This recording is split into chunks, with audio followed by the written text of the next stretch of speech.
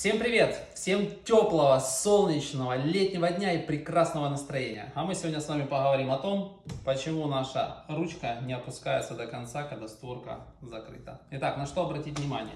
Первое дело, открываем нашу створку, находим наш знаменитый фиксатор. Если он есть, хорошо, если его нет, еще лучше.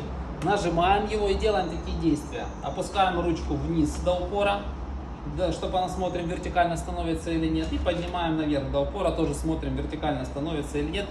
При этом фиксатор держим. Если у вас ручка корректно работает, вам крупно повезло, ваша фурнитура в полном порядке, и вам нужно обратить внимание на цапфы и ответные планки.